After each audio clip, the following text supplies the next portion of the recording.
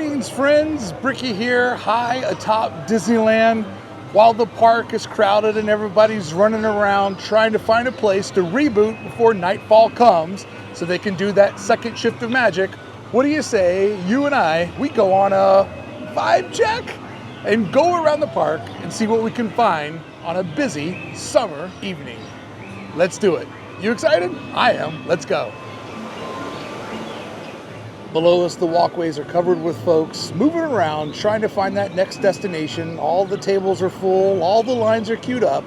Everybody's hitting that moment where they need a little bit of rest before the second shift kicks in. Except for us, because we're vibe chasers. We showed up late.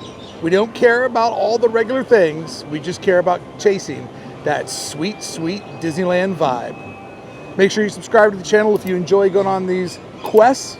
Nobody's making content like this for a reason. Make sure you show me that it's justified to keep checking out the vibe and taking you along with me. These are the videos that will remind you not only how the park looks and sounds, but how the park feels. And we begin our descent back down to the crowded pathways from our observation deck. Not a deer stand, but a vibe stand, where we can see all the people running around spending their summer day at Disneyland. Jealous. You can also notice that the Disneyland pit crew, the roadies of the river, are getting Fantasmic ready for its nightly performance. What an amazing task that is each and every evening here at Disneyland. I love when you look at old footage of Pirates and it's just flat. This oval doesn't exist, the grade doesn't exist. You just walk right up to it. Man, oh man, what a symphony of crowd control this is.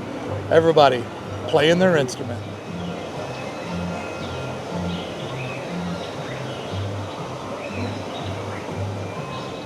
I think soon I need to do a vibe check that's second floors only, where we just check out all the fictitious balconies and patios, that second floor lifestyle where the story begins.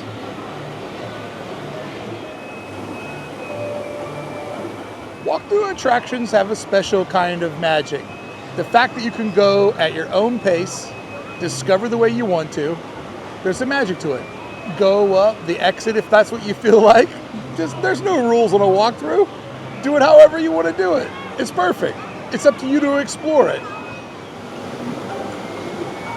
I can only enjoy this attraction during daylight hours because I have prosthetic lenses in both of my eyes, and when I'm around intense black light, I have no depth perception, which makes this thing the scariest part of Disneyland in the evening hours. I see you, beautiful. I see you. Don't play hard to get with me. Is it just me, or is this Christmas vibes? Notice the Walt Disney, Roy Disney initials in the balcony there. That is a Hall of Fame Disney banister. I'm not doing it now. I'm not doing the balcony video now. I just was drawn into how the sunlight's hitting this one, and oh, I love the backstory on this balcony right here. For another day, for another vibe check. One of my favorite little nooks, because you can walk back here, and you can only go this far, but it is a way to get lost in New Orleans Square. So many little nooks and crannies, if you know where to look, where you can film yourself, be polite to everybody, but also get away from all of the insanity. And then you got a second backdrop, a place to put your camera. Just gotta explore, baby. It's all there waiting for you. I love street signs at Disneyland. I wish there were more, but it makes the ones that we do have very special. I also enjoy building addresses. There's something about an address that makes it feel even more real. I also appreciate this more European placement of the street signs, where they use the buildings as the post. Nice.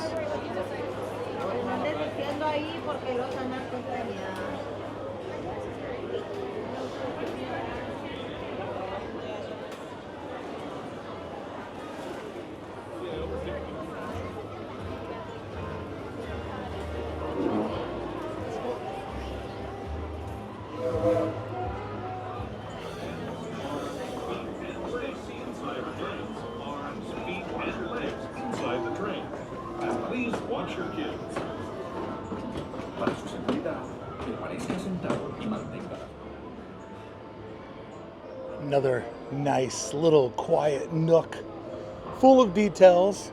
Yeah, it's an exit, so you got to be polite if people come this way. But if you want Haunted Mansion vibes and a little alone space, this is the new Magnolia Park. Go ahead, I dare you. Name something more magical than the Disneyland berm. When you think about all the heavy lifting the berm does to keep your worries on the other side of that wall, that is the genius of Walt Disney and the magic of Disneyland, all personified in one fantastic design decision. So it's definitely more of a tourist day than a locals day. I'm in these little areas just talking into my camera by myself, and I'm getting a lot of people that live from parts of the country that aren't used to seeing people shoot YouTube videos. They're like, this dude is crazy. And I take that. You're right, it is pretty crazy. But I'm long over caring because I love what I do, and I'm so excited that you showed up and you're doing this with me. So let's keep going and let's give them something to talk about, like Bonnie Raitt said. So the guy I thought that was staring at me like I was a weirdo just happened to be one of my friends. Good to see you, man. Good to see you. All right, thanks for saying hi. What a cool family, I love it. There they are, the River Roadies, the hardest working men and women at Disneyland. By the way, I'm working on the deepest of deep dives on how Fantasmic works and the transformation they do every night. And the more I pull on this thread, the more fascinating it is. And the more I talk to some of these CMs, the more I realize that they are very hard workers. And I also, just going to say on my own, they didn't say this, but I feel this way.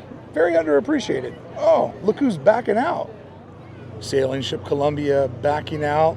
Got the track to itself. There's a merge point around here somewhere where they'll yield onto it, and then they'll put it in forward, and then they'll take off back this way to go around the north side of the island for their staging. Look at the men and women. Oh, look at these.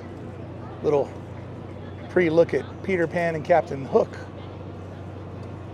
Do you like codfish? You do?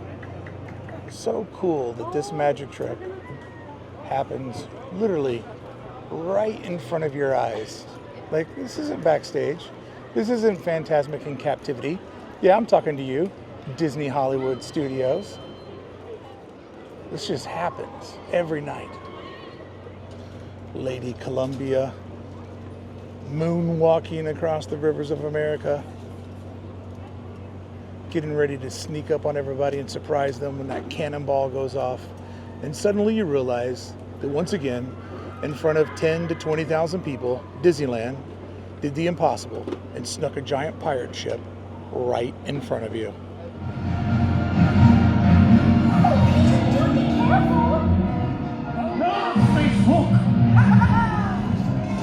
You're mine, Hook. Say your prayers, Hook. Let him have it. Blast him. Do you like codfish? You do?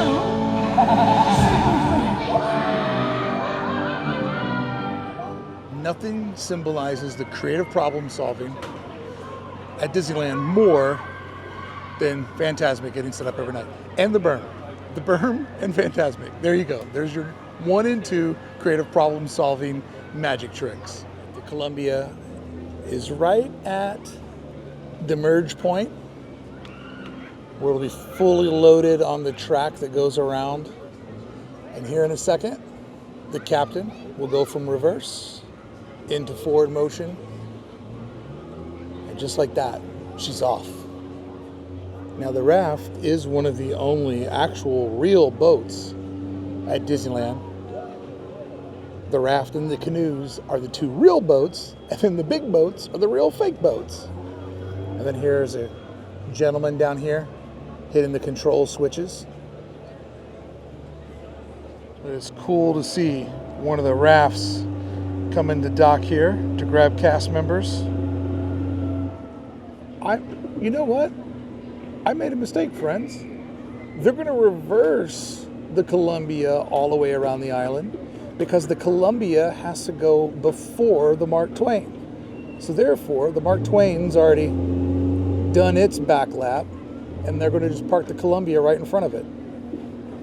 You should have known better, Brickey. You should have known better. Like that, another chapter gets written in my Fantasmic video, and like that, that's how I learn to park. I stop, I observe, I study, and then I use my design brain to go, oh, that's why.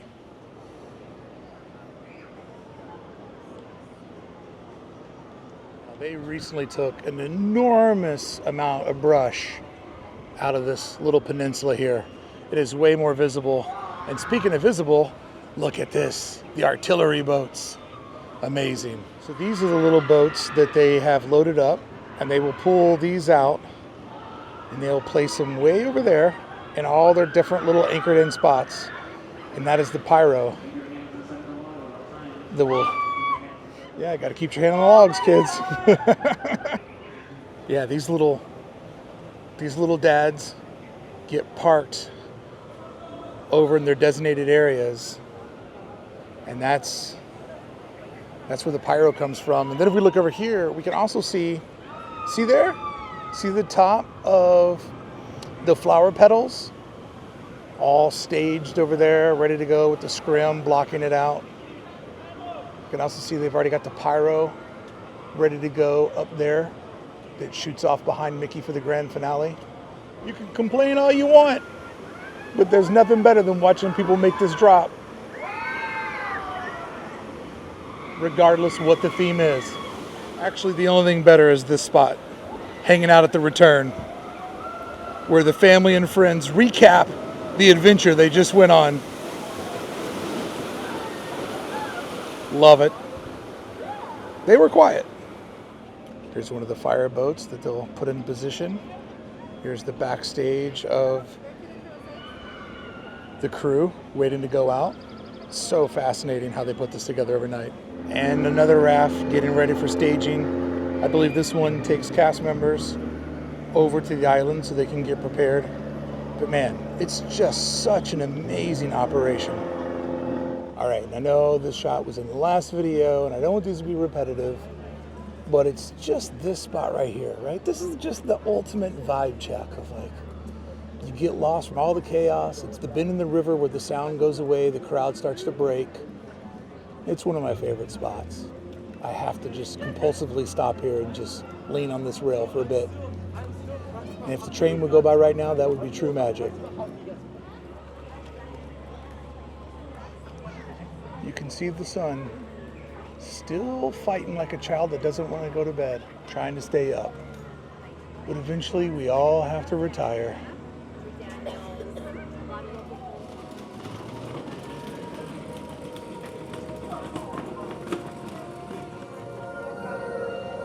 Bright Suns will be back tomorrow. Nothing makes people happier. How great are these supply cabinets? They're so good. What's up, bud? How you doing?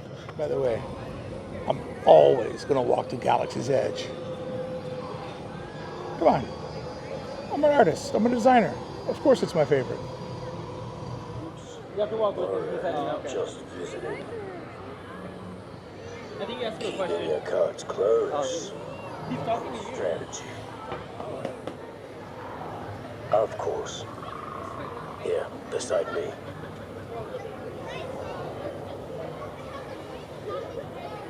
On your way, then.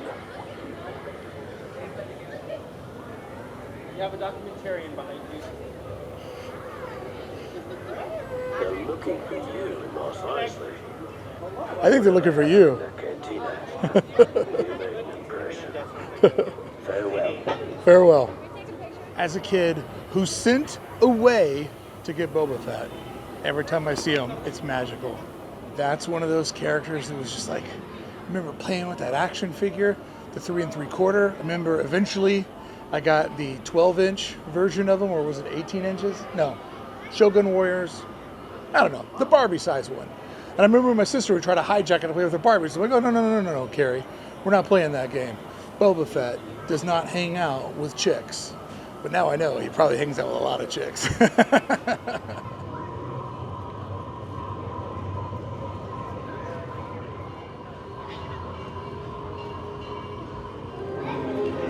over here. Love that callback right there. If only that rock was spinning. Check it out. The sun setting on the Lonely Pony Club.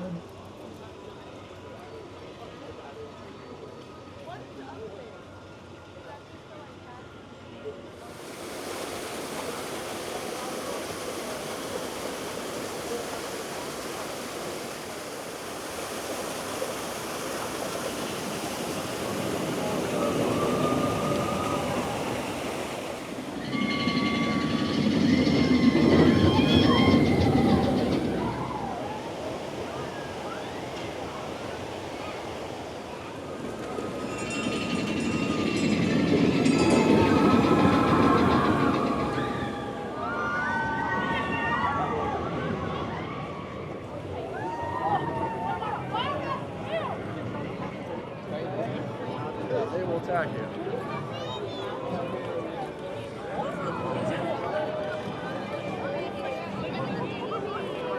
The locals are getting a true police escort.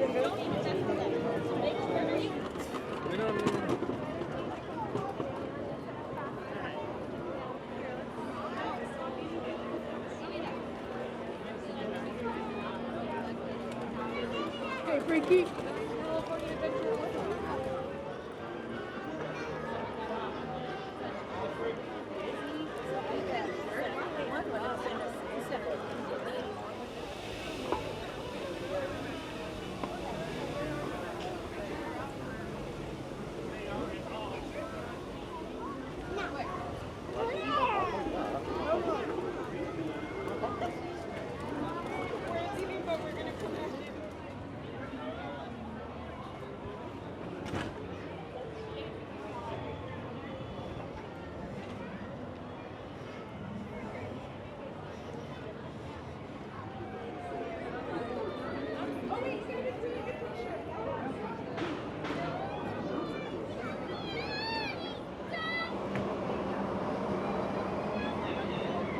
Friends, I'm out of time. That's all the time I had to take a quick lap around Disneyland, chase down the vibes. I know I kind of did a similar path. I just can't resist that Western Inn, especially when they're doing Fantasmic, the sun setting in Batuu. I just love it. And I also wanted to just go up to the treehouse. I don't think I'd ever really filmed the treehouse this time of day, seeing all the people go by. Hope you enjoyed the vibes. The last vibe check didn't go so well. So if you're getting bored with it, just let me know in the comments and I'll abandon this and move over to something else. I'm here to make you happy and do something I love in the process. I appreciate you showing up, appreciate you going on the journey with me, but most importantly, I appreciate you being my friend. And thanks to everybody who said, hey, Brickey today in the park. I love you all.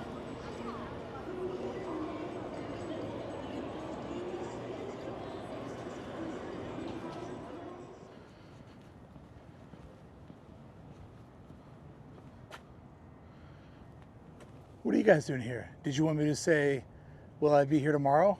Come on, you know the answer to that. Tomorrow's live stream day. I'll see you there.